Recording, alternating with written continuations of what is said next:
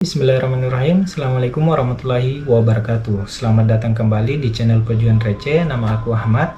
Dan di video kita kali ini saya akan memberikan informasi yang sangat penting kepada rekan-rekan yang berprofesi sebagai seorang driver atau pengemudi ojek online tentang bagaimana cara mengenali ciri-ciri orderan fiktif dan bagaimana cara menghindarinya. Nah, tetapi sebelum kita masuk ke inti videonya, silakan teman-teman selalu dukung kami dengan cara like, share, dan subscribe channel kami serta nyalakan notifikasinya agar teman-teman tidak ketinggalan video-video edukatif lainnya dari channel kami. Nah, jadi apa sih orderan fiktif itu? Nah, untuk driver yang sudah lama berkecimpung di dunia perjualan ini pasti sudah sangat akrab dengan istilah tersebut. Nah, bahkan mungkin bisa jadi rekan-rekan yang sudah lama berkecimpung ini merupakan salah satu korban yang pernah mengalami kejadian atau mendapatkan orderan fiktif. Nah, di sini saya akan menjelaskan bahwa orderan fiktif itu adalah orderan yang dibuat atau orderan rekaan yang dibuat oleh customer dengan tujuan untuk memperdaya dan menipu rekan-rekan driver, sehingga rekan-rekan driver bisa saja mengalami kerugian waktu, bahkan kerugian finansial. Nah, bagaimana sih cara mengenali ciri-ciri orderan fiktif itu? Berikut beberapa tanda-tanda orderan fiktif yang harus kamu waspadai. Yang pertama, alamat tidak jelas atau tidak masuk akal. Biasanya, ketika orderan tersebut adalah orderan fiktif,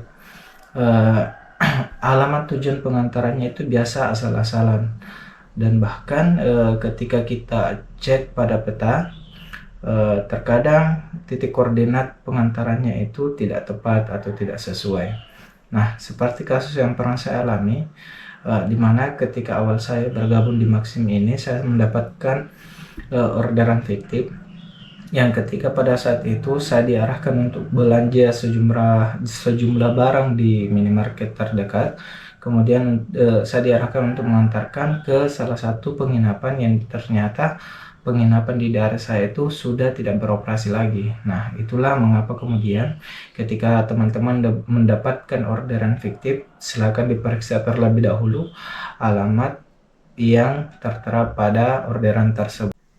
Yang kedua, penumpang tidak menjawab telepon dari driver. Nah, biasanya ketika orderan tersebut adalah orderan fiktif, customer ini terkadang sangat tidak mau mengangkat telepon dari driver. Dia hanya membangun komunikasi lewat chat, karena hal yang dihindari adalah takutnya si penipu ini akan kita interogasi lebih dalam tentang orderannya. Biasanya seperti itu.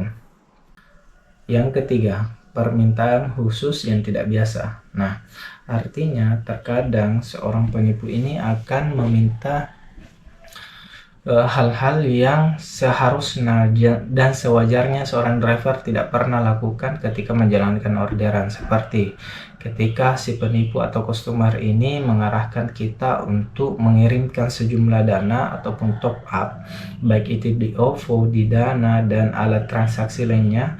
Bahkan terkadang si penipu ini akan menyuruh kita untuk mentransferkan sejumlah pulsa, dan lagi-lagi itu adalah hal yang dapat merugikan teman-teman driver, karena yakin dan percaya bahwa hal tersebut adalah penipuan.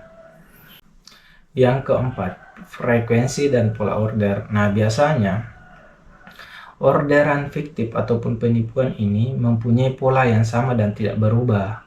Nah, biasanya seperti yang saya jelaskan tadi ya, kalau di kota kami itu kebanyakan orderan fiktif yang muncul di aplikasi itu adalah orderan minimarket terdekat. Biasanya orderan yang fiktif ini selalu muncul dengan pola yang sama, lagi-lagi minimarket, kemudian kita diarahkan mengantarkan untuk ke penginapan. Nah, kalau pola-pola seperti itu muncul, mending teman-teman menghindari untuk menjalankan orderan tersebut, karena ya sangat dikhawatirkan jika orderan tersebut adalah orderan fiktif. Sekarang mari kita bahas beberapa tips untuk menghindari orderan fiktif ini.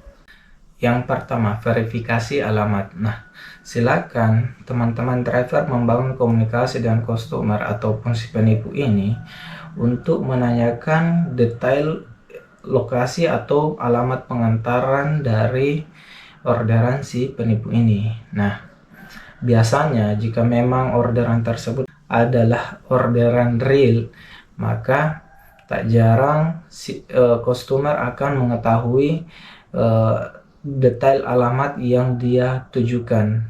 Nah, silakan teman-teman menggali informasi tersebut, karena kalau memang orderan tersebut adalah real, dia pasti sudah tahu bagaimana situasi ataupun bagaimana rute pengantarannya.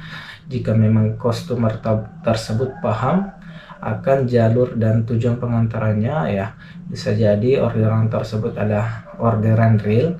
Tapi ketika customer tidak paham sama sekali alamat dan jalur pengantarannya ini, patut kita menaruh curiga terhadap orderan tersebut. Yang kedua, bangun komunikasi dengan penumpang. Nah, lagi-lagi untuk memastikan suatu orderan itu kita diperlukan untuk membangun komunikasi dengan penumpang atau customer yang kita layani.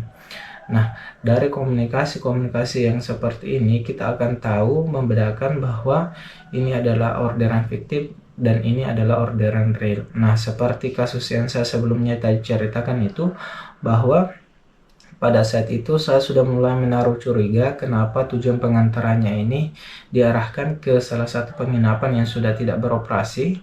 Dari situ saya berusaha untuk menghubungi customer tersebut, yang ternyata ketika telepon dari saya diangkat, sungguh sangat herannya saya karena dari gaya bahasa logat yang digunakan customer tersebut sangat jauh berbeda dengan customer yang biasa saya layani.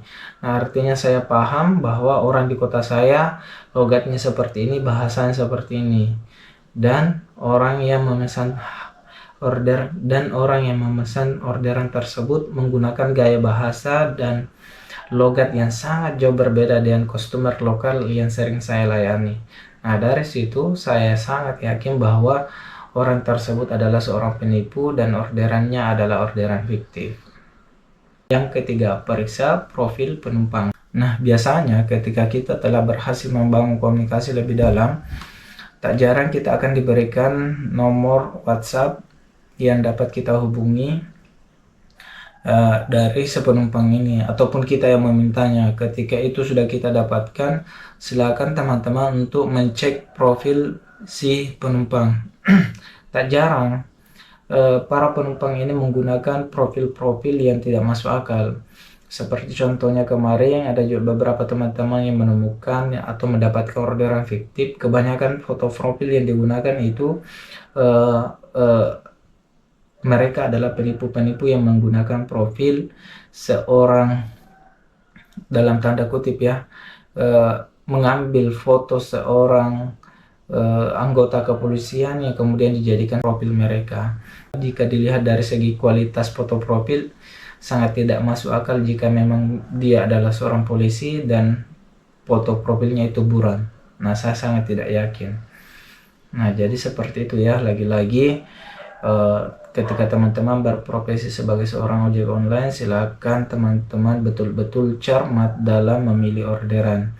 Jangan sampai keinginan kita untuk mendapatkan cuan malah kita yang mengeluarkan cuan atau mendapatkan kerugian dalam melaksanakan pekerjaan sehari-hari sebagai seorang ojek online. Nah, itu beberapa tips dari saya, semoga bermanfaat untuk rekan-rekan. Assalamualaikum warahmatullahi wabarakatuh.